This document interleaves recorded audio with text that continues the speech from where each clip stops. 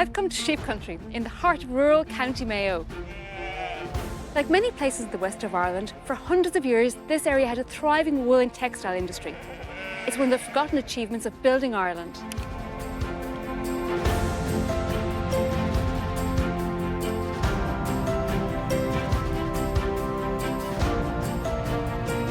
In this series, our team, a geographer, an architect and an engineer, is exploring some of the finest examples of Ireland's building and engineering heritage. And this time, we investigate the textile mills of County Mayo.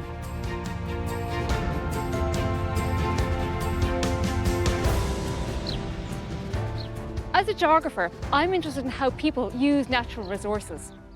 Here in Mayo, there's a direct link between the natural landscape and a local industry. Foxford Woollen Mills reminds us that there was large-scale industry in the west of Ireland. Even before the machine age, textiles employed thousands in mills and cottages across rural Ireland. Wool and woven cloth were important exports, and in Westport it influenced the development of the quays and the town itself, as architect Orla Murphy discovers. The textile trade and industry generated in Mayo also generated wealth and confidence for the local landowners.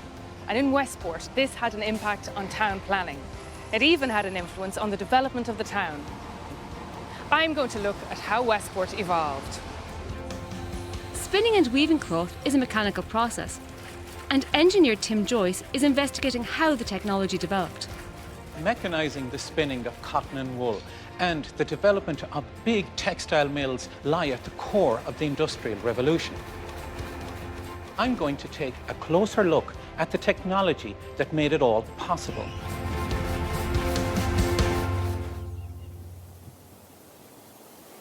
One of the reasons why Mayo farmers turned to sheep farming was because the land was poor. First of all of the rocks we're standing on are acidic rocks. Everything from Croagh to where we're standing to the mountains in the distance are all created on acidic rock. And as every good gardener knows, acidic rock is very poor for soil. The second reason is because of glaciation. Around 35,000 years ago, this whole valley was filled with ice, eroding away the rock like sandpaper and depositing these huge ripples. Like ripples on a beach, these are drumlins, which are bed forms formed underneath the glacier.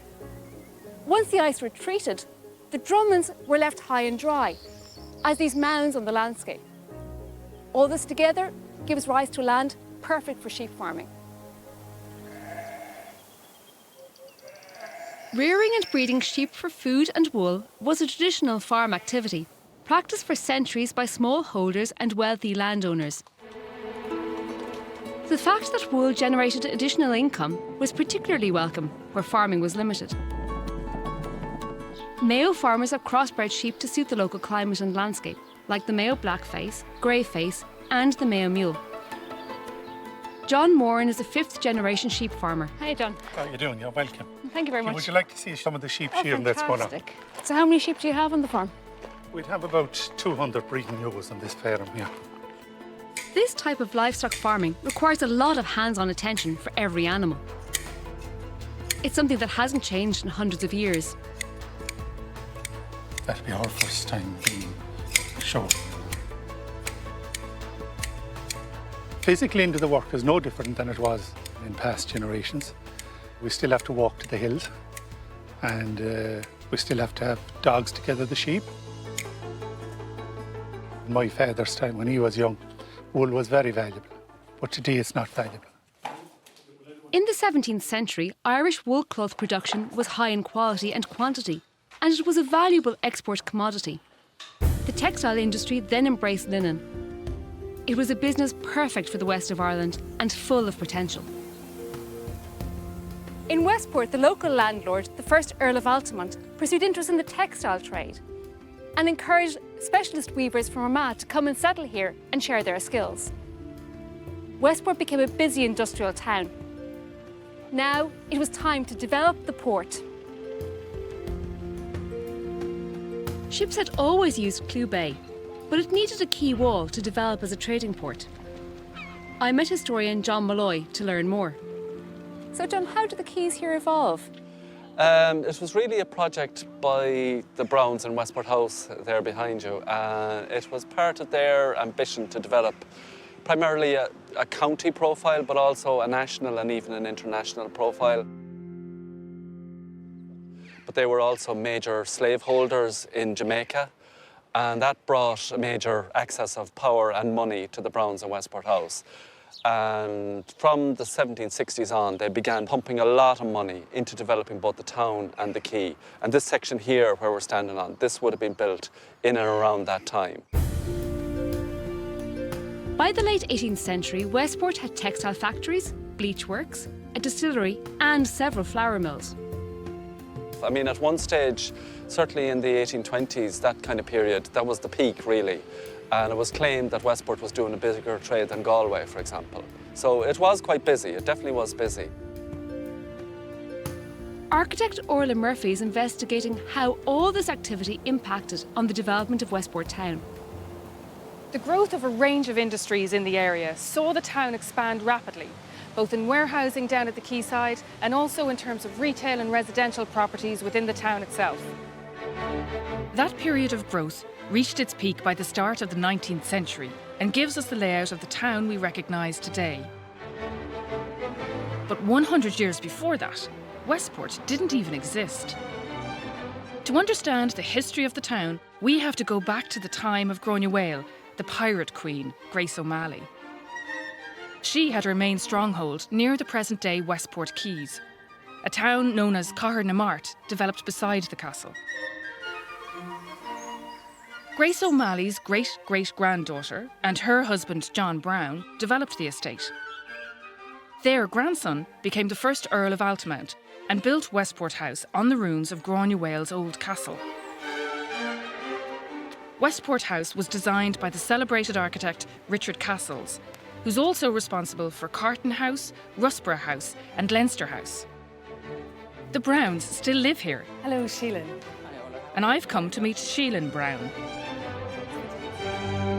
So, Sheelin, where are we now within the house? Well, this is the main hall, front hall, and it was built in 1730 by the first Earl of Altamount. He was the one who commissioned Castles. It's noted for its barrel vaulted ceiling here, which is stunning. Would you like to show me some of the other rooms? So we'll head off then in this direction into the second phase of the house now. And this was done by the first Marquess of Sligo, John Dennis, whose portrait is up here. He really was the one who extended the house and finished off the square of the house. Okay, so we're now heading into the 1778 extension. At the time Westport House was built, the local town population of Cathair na Mart was nestled close to the house. But then, Lord Altamount thought he'd rather like a front lawn and decided to relocate the entire town to the back of his estate, under the guidance of an architect. Yeah, I mean, Cathair na Mart was literally on the lawn there, outside, and that was moved by the first Earl of Altamount as well, really because he felt it was probably taking from the landscape and it was kind of just all huddled in this space. I think the population was about 700 people of Cathair na Mart, and he moved the town and started the build of the town where it is today. Westport is one of the very few planned Irish towns from the 18th century. Most market towns evolved with a broad single street for market days, but not so with Westport. Planned boulevards included a mile alongside the Carabeg River, connected by formal public spaces. Lord Altamount's ambition was woven into the development of the textile industry, and he provided housing for the linen workers in the town. He would have provided work for the people and set them up with looms and all this kind of thing. And apparently he actually bought a lot himself just to get it off the ground. So the men folk would have worked really on the land, you know, as farmers and plots of land. And then the women and the children would have been the people doing the weaving at home. And this would have been an extra income for the families at the time, you know. Walking around the port and town, you really can spot the remnants of Georgian architecture and industrial buildings long since gone. Westport has had to reinvent itself and face new challenges. Westport is a resilient town that has accommodated change without compromising the character of the built environment or the quality of life of its inhabitants. And although times are tough, this town continues to meet new challenges head-on.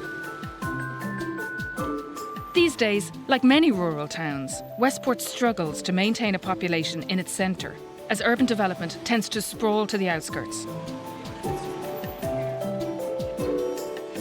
Conscious that good planning and design helps the long-term viability of the town, Westport appointed a town architect, Simon Wool.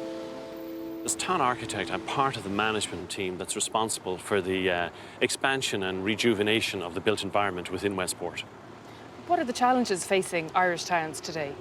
Oh, the challenges facing Irish towns are huge today. They're struggling for their very survival as entity, as urban centres within the rural landscape.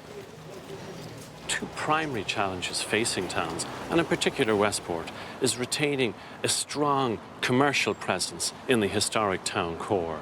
And secondly, is to retain its population in that historic town core as well. We're always trying to reinvent ourselves as a town for destinations for particular events, in terms of tourism for the nation, as an important place to live in terms of the quality of life of the people that live here also.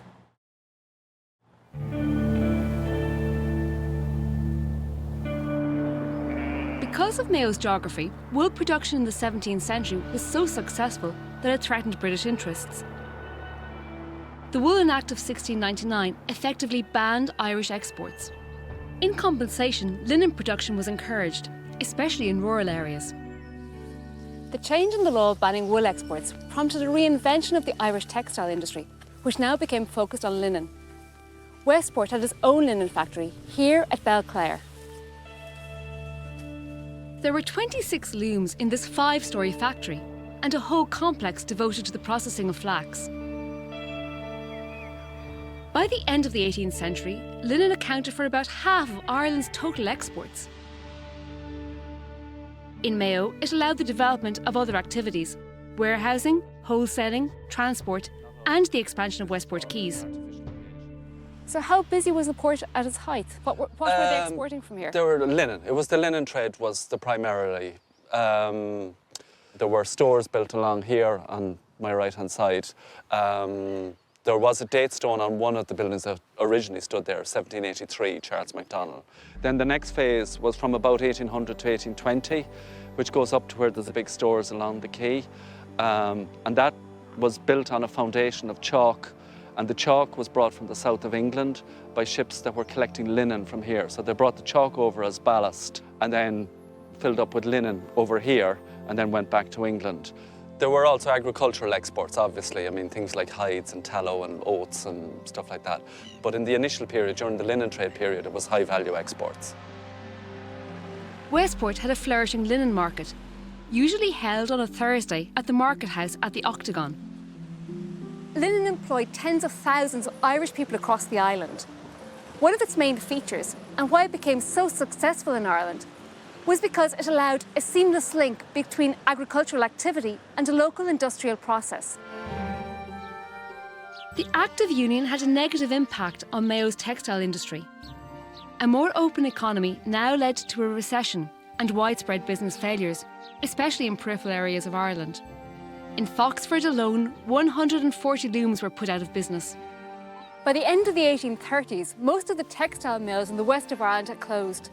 Looking back now with the benefit of hindsight, it's clear this is the point at which any prospect of a widespread industrial revolution in Ireland effectively disappeared. A decade later, the activity on these quays was the importation of cheap corn and the exportation of people.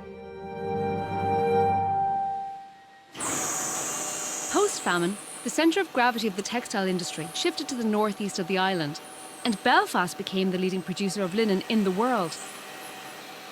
That development was made possible by technology. Engineer Tim Joyce is discovering why. We tend to think of the Industrial Revolution as being all about coal and steam and iron, but they came later.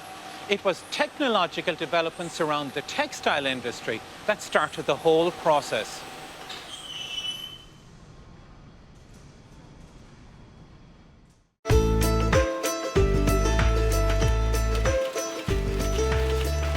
Foxford Woollen Mills has been producing wool products for over 120 years and is maintaining a tradition of textile production that is centuries old. A loom is a machine. It has parts that move up and lift threads to separate them and parts that feed threads sideways, all coordinated and powered by hand and foot. Threads going lengthways formed the warp, and the weft was the one going sideways that wove the fabric one line at a time. But then clockmakers and engineers found ways to mechanise the up-down action and speed up looms and make them bigger. The first great water-powered factories of the Industrial Revolution produced cloth. The spinning jenny and the mule are key developments which produced thread to feed the mechanised looms.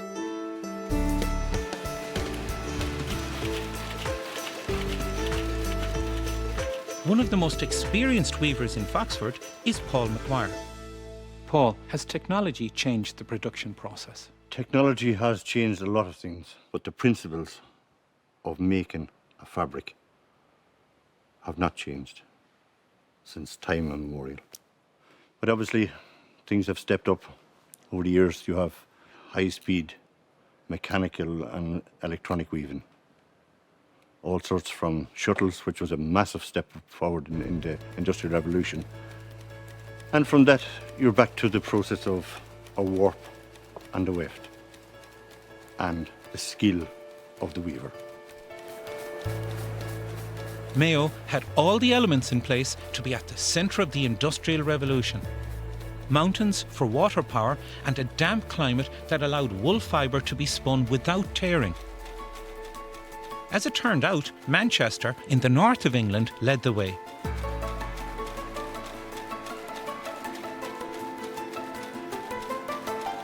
Mechanised looms repeated a sequence of actions, and slight variations could change the pattern on the cloth. Joseph-Marie Jacquard worked out how to alter the sequence using punch cards. The Jacquard loom was also a hugely important technological development for another reason. The punch card held information, a set of instructions for a machine. Those cards could be stored or used in another machine. In modern language, that's machine programming and the storage and transfer of data. Today's punch cards are very, very small. We call them microchips. The big mills at the vanguard of the Industrial Revolution had enormous capacity, but they ran out of local product. There wasn't enough wool. That was the cue to switch to cotton. And then add in steam power. This was the key point when the industrial north of England took off, and it dominated textile production into the middle of the 20th century. You cannot understand the age of machines without understanding the textile industry. Machines were the pumping heart of the Industrial Revolution, and controlling them gave us the age of computers and information technology.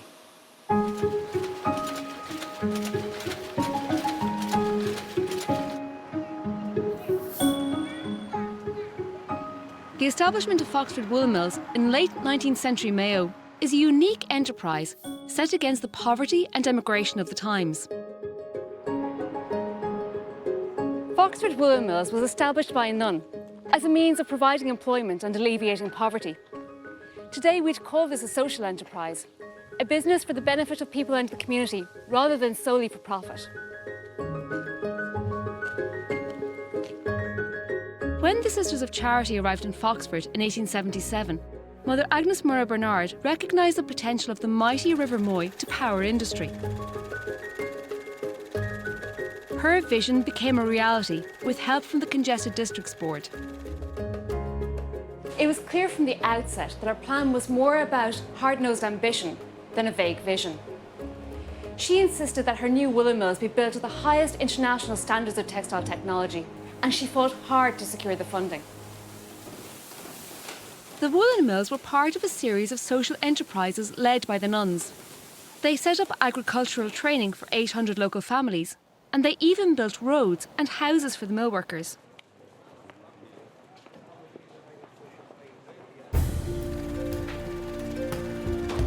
It's great to see the industrial process in action, and we're also getting an insight into the Ireland of the time.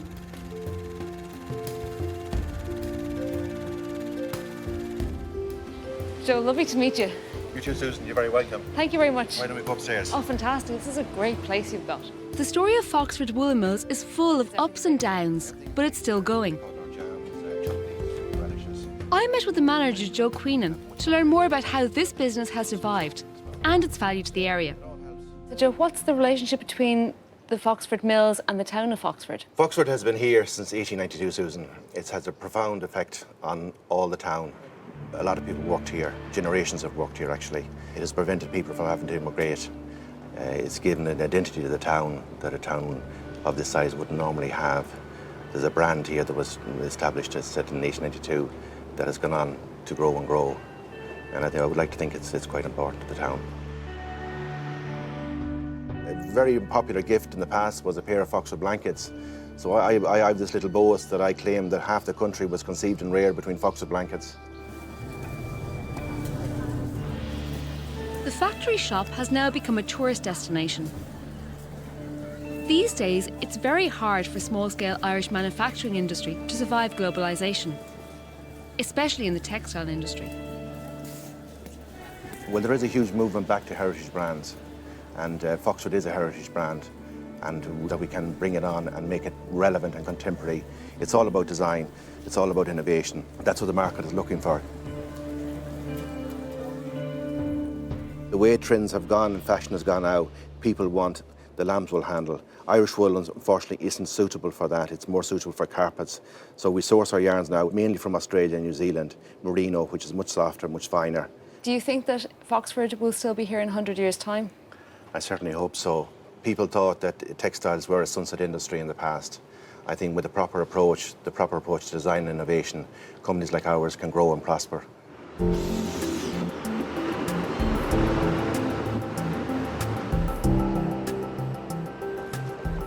Tourism is a valuable part of the contemporary Irish economy, employing 200,000 people. It is Mayo's largest service industry.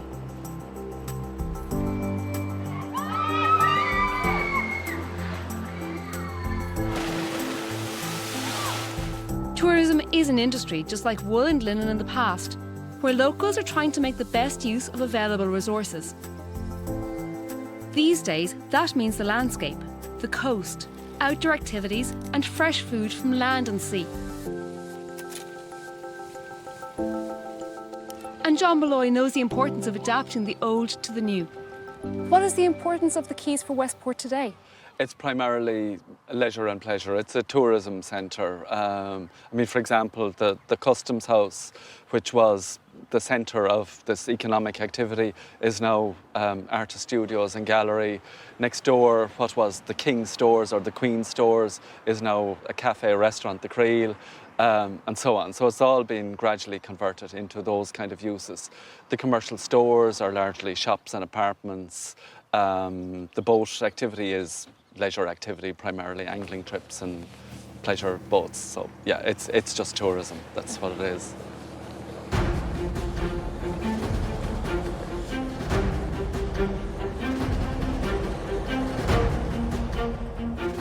Today, Westport is a busy and confident town. It's a centre of culture, of small business and entrepreneurial spirit. And it's done all of this without sacrificing its sense of heritage and identity. In fact, the town has gained itself the accolade of the best place to live in Ireland.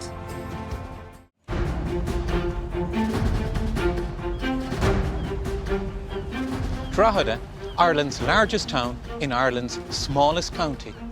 Its name, Oscailge, is on Drogheda, the bridge at the ford. We are here because it is the finest railway bridge ever constructed in the country, the Bo Viaduct. It is one of Ireland's most ambitious examples of Victorian industrial engineering and one of the great adventures of building Ireland.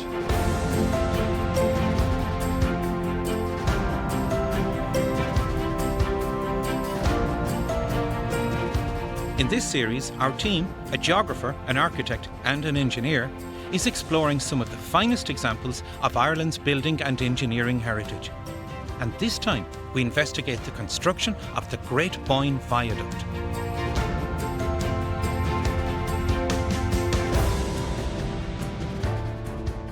The Boyne Viaduct was built nearly 160 years ago to link by rail the two largest cities on this island, the administrative capital Dublin and the industrial capital Belfast. And I want to explore the foundations of this iconic structure. Seems good condition just in the area there we are at the corner of the east side, roger that. The Dublin and Drogheda Railway was one of the country's earliest commercial lines. Constructing a railway viaduct in iron and stone on this scale was full of problems and controversies. Nothing like it anywhere had ever been attempted. And, on completion, it was considered the engineering marvel of the age. Bridging the Boyne has always been a design challenge, as architect Orla Murphy is finding out. I'm going to take a closer look at the materials and the design of the bridges over the Boyne, from the oldest to one of the newest, the Mary McAleese Boyne Valley Bridge. The Boyne Valley and its landscape has a fascinating history, as geographer Susan Hegarty discovers. I want to explore the geography of the area and the influence on it of the River Boyne. Our interaction with the landscape and landscape's interaction with us is a story of human settlement.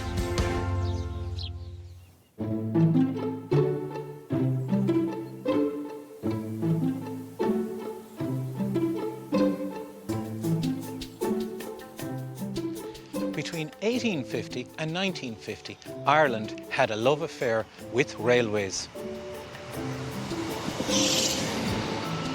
By 1849, there were 2 rail stations in Drogheda. The line from Belfast stopping north of the river and the Dublin line, which terminated to the south. To link Ireland's rapidly expanding northern and southern rail networks, a way had to be found to bridge the 540-metre span of the Boyne Valley. Drogheda's harbour commissioners added to the challenge and set stringent building conditions on any bridge construction. The British Admiralty insisted it had to be 30 metres high to accommodate the masts of tall sailing ships. 15 stone arches were proposed to support the elevated rail line needed to bridge the valley. Engineering is all about problem solving, and finding a solution to the Boyne Viaduct was one hell of a problem. The sheer width of the central section meant it had to be built of iron using techniques that were still in their infancy. The principal designer was Sir John McNeill, and he was concerned that the standard tubular iron frames of the day would be too heavy for the heights and widths involved. No ironwork bridge this high had ever been constructed anywhere in the world. He proposed the central sections be constructed in wrought iron in a lattice design to save weight and keep its strength. There were powerful forces at work on this project, as local historian Brendan Matthews knows. Sir John McNeill, who was the great engineer of the day, a native of Dundalk in County Louth, he'd seen ideas. There had been many bridges of similar construction, especially in America, built of wood. There had been 5 or 6 other bridges built across the world, and this was the 7th bridge of its type to be constructed. And then, of course, there was the engineer William Evans from Bristol, who actually undertook the construction of the bridge itself. Evans began to construct his soaring stone arches on the north bank of the river. Working inwards from the riverbank towards the embankments, his scaffolding dominated the landscape and overshadowed the town. Just 2 freestanding stone piers on the riverbed would be needed to lay the way for the iron superstructure. The best and brightest Irish engineers of the day were associated with the project, and their correspondence here in the archives of the Drogheda Harbour Commissioners details their expert opinions and disagreements. Famous railway engineer William Dargan guided the route, and Bindon Bloodstone pioneered the testing of iron for the bridge. But it was left to the Drogheda and Dublin Railway Company's staff engineer, 23-year-old James Barton, to finalise the construction techniques for the viaduct. Barton's contribution to the design was considerable. He claimed afterwards to have found McNeill's plans were little more than detailed sketches and had to have experts check them and remedy the various weaknesses. The project was riven with tensions from the start. and there would also be local challenges to deal with. The Harbour Board in Drogheda were given no help whatsoever because they didn't see any benefit in this viaduct. It was towering above the harbour area itself, and goods would now be transported from the hinterlands of Drogheda in to be taken away by train to Dublin and Belfast. Crossing the Boyne has been a challenge since pre-Christian times. The design and materials in these bridges leave an imprint on the landscape of this region, as Orla is finding out. The original Drogheda, or Bridge of the Ford, was constructed where St Mary's Bridge stands today. It was probably a structure consisting of crude hurdles resting on piles. For hundreds of years, St Mary's Bridge was the main bridge into the centre of the town, and they've been building bridges over the Boyne in Drogheda ever since. The architecture of a town will always give clues to its history. The narrow lanes and rising steps, along with a spectacular 13th century gatehouse, speak of Drogheda's origins and its development into an important town in the Middle Ages.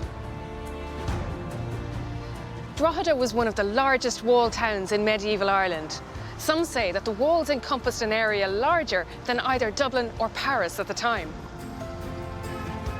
Drogheda has always been a focal point for trade and commerce in the region. Crossing the river becomes more and more significant as traffic and transportation needs change. Whether in timber, stone, concrete or iron, Drogheda's bridges sprung up from the raw materials and the industrial skills from within the town itself. The demands of the motorway age brought a new challenge to bridge the Boyne again. It would test the ingenuity of 21st century designers. Taking all of the history and the geography of this area into account, not least that of the Boyne Viaduct, the bridge designers here knew that they had to come up with something really special, and they did.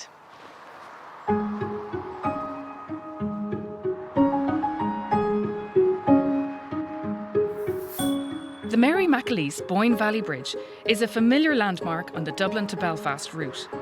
The inverted Y central pylon and the cable stay design is contemporary, simple and elegant. Construction began in the year 2000. The single pylon gives it a light structural form with minimal interference to the protected and sensitive landscape below. But to achieve this deft architectural balance between form and function, complicated structures and materials support the bridge. I wanted to see how this structure actually works. So I met up with maintenance manager Damien O'Brien, who allowed me access to an area where few people are ever allowed venture.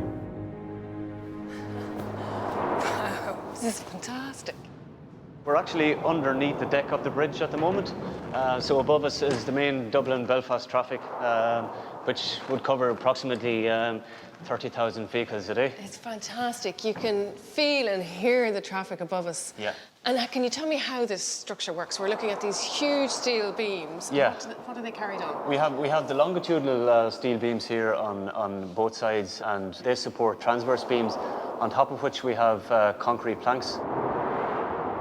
170-metre main span of the bridge is supported by the cable stays. Okay, so that pylon is asymmetrically placed and tying it at one end and then kind of dropping it down at the other end. Absolutely. Yeah, it's amazing to see it so up close and really appreciate the scale of this structure. Mm-hmm. Each cable stay is made up of 72 strands, each one carefully installed and tested, because they are, quite literally, holding up the 170-metre bridge deck. This is incredible. So what are we looking at here, Damien? We're in the south abutment of the Boyne Bridge at the minute, Orla, and these are the backspan cable anchors for the bridge. So these essentially stabilise all of the bridge from what we see here. So the cables come through the concrete and they're fixed at this point? Absolutely, Fantastic. Yeah. And what do you need to do for maintaining these cables? In terms of maintenance, there's very little maintenance, but we carry out 2 yearly and 4 yearly inspections on the cable anchors. So we're taking it down, looking at that, taking a photo, sliding it back up. We're checking for rust, basically. We take off the caps and check for water ingress or signs of corrosion, and also for signs of detention. The cables are designed to withstand the design life of the bridge. That's 100 years. But we take down one cable every 15 years to, again, inspect for any corrosion in the strands. How many cables are there in total? There's 56 cables.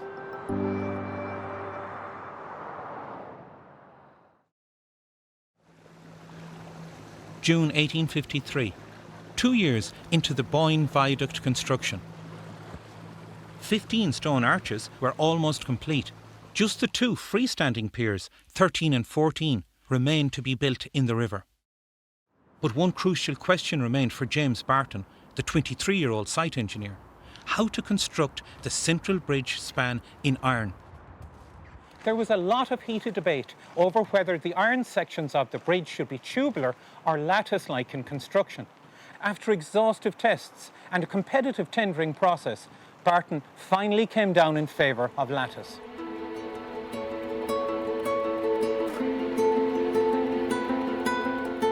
The viaduct's engineers pioneered the multi-lattice girder construction in wrought iron on a grand scale. Their scientific stress tests became the benchmark standard worldwide. The Boyne Viaduct rests on foundations that were constructed in the middle of a river 160 years ago. I'm curious to know more about this feat of Victorian engineering, so I've joined up with an inspection team to take a closer look. Okay, you got main gas there. Pier 14 on the northern bank of the Boyne River infamously was to become the engineering epicentre for completing the viaduct's stone foundations. Contractor William Evans began the standard routine for underwater construction: build a cofferdam, pump out the water and dig down to the bedrock. He was about to encounter a problem which is every engineer's nightmare. The name of the road on the south bank of the river must have given a clue to the problems to come: Marsh Road. An unforeseen pocket of soft mud delayed construction. The builders had to dig down to find a solid support for the piers, and dig and dig.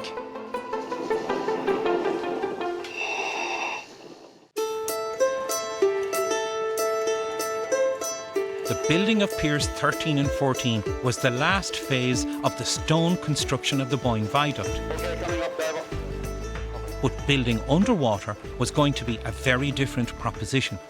So he'll be looking at things like pointing or anything like that? Any problems in the foundation? The diving inspection team confirms rock-solid foundations. But 160 years ago, finding these foundations would have taken a monumental effort.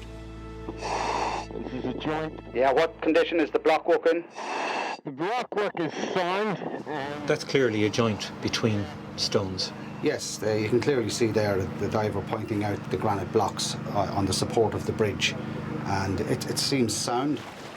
The construction of the Boyne Viaduct was to be a showpiece of Victorian engineering. But a year into the build, it was running behind schedule, faced technical problems and industrial disputes. It was all bad news for the building contractor William Evans.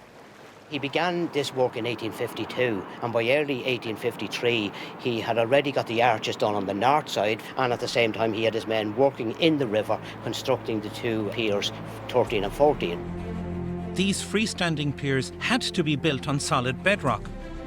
Inside the cofferdam, the workers kept digging down through the mud and silt of the riverbed, 20, 30, 40 feet down, and still no luck. Boreholes had been done prior to the construction of the bridge, and it was thought that they would hit solid ground beneath the bed of the river at this point. But unfortunately for Evans, it didn't work out. To add to his problems, a storm on Christmas Day 1852 brought 2 cranes crashing down into the Boyne. Evans couldn't sustain the financial pressure and he was declared bankrupt. Despite the series of disasters, Evans committed to stay with the project until foundations for the piers were reached. The digging continued.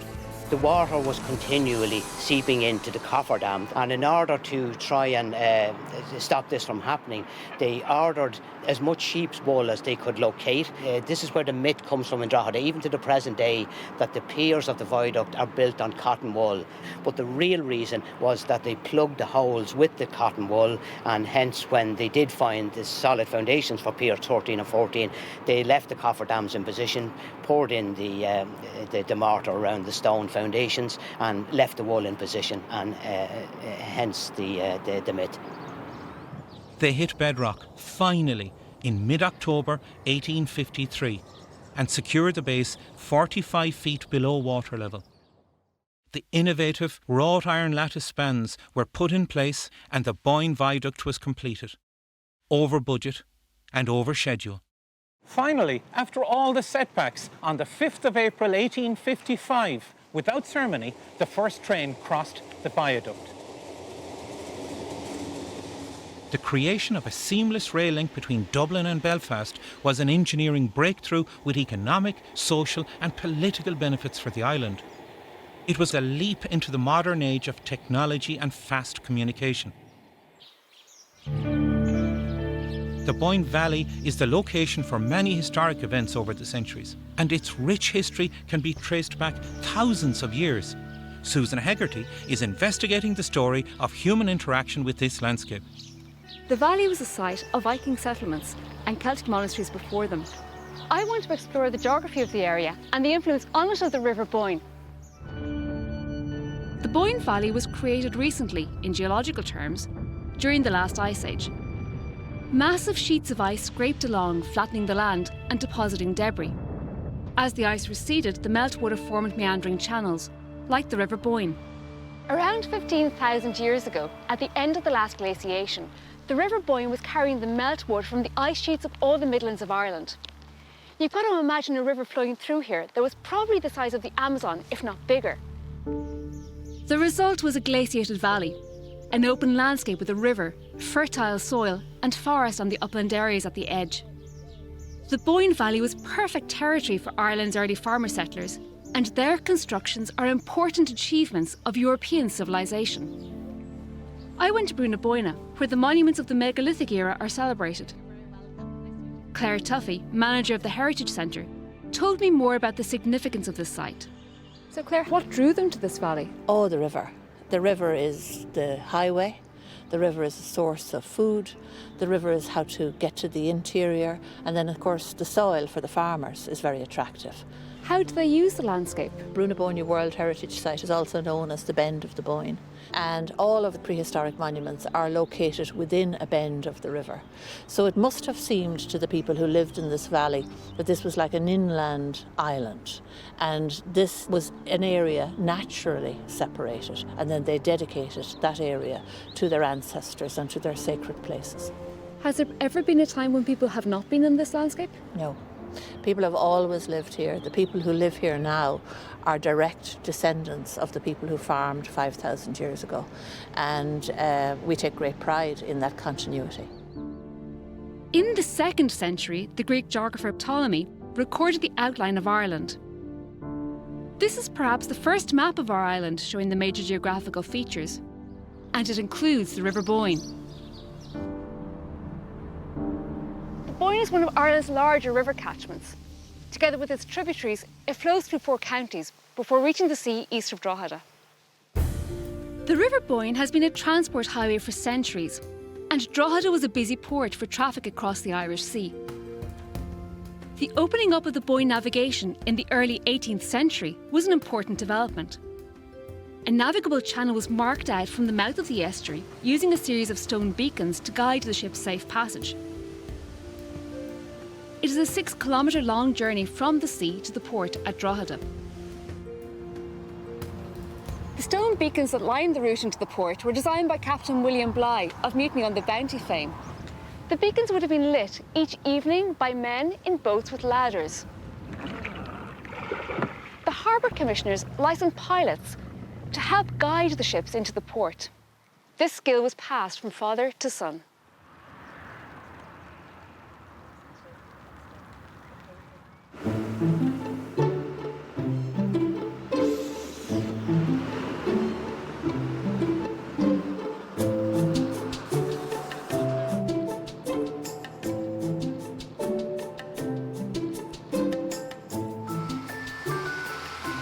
By the 1920s, there were over 5,000 kilometres of rail line or permanent way in the country, making Ireland one of the most densely railed in the world. National, regional and local lines crisscrossed the land. No county was untouched. the Belfast-Dublin line proved to be very successful, and by 1930, the Great Northern Railway wanted to introduce larger locomotives to the route. They wanted faster, bigger and heavier trains. But there was a problem with the viaduct. The interlaced ironwork girders of the original construction could not support these new big locomotives. The structure needed to bear heavier loads. The viaduct had been regularly maintained in the first decades of its life, but a few repairs to strengthen the bridge wouldn't be enough for the demands of the 20th century. Complete reconstruction would be necessary, but the engineers now had steel to work with. In the early 1930s, new designs were prepared and once again work began on constructing the long metal spans. 9 months were allocated to the rebirth of the viaduct in steel and the removal of the old wrought iron structure. During refurbishment, they avoided disruption to the rail service with a really clever engineering solution. The new steel structure was built inside the original iron frame, leaving the bridge intact. This brilliant idea allowed trains to continue running throughout the renewal process. The frame of the section grew out from the top of the piers as cantilevers, an engineering bridge building technique still in use today. If we want to balance a ruler on a block, we fix it in the middle. Constructing a bridge deck by cantilevering works on the same principle. We start on a pier and fix it and build out on both sides to keep it balanced. The new steel bridge was no longer wide enough to carry twin rail tracks, so the northbound and southbound tracks were interlaced. In any case, only one train could ever use the bridge at a time. The live load was finally transferred to the new structure on the 5th of June 1932.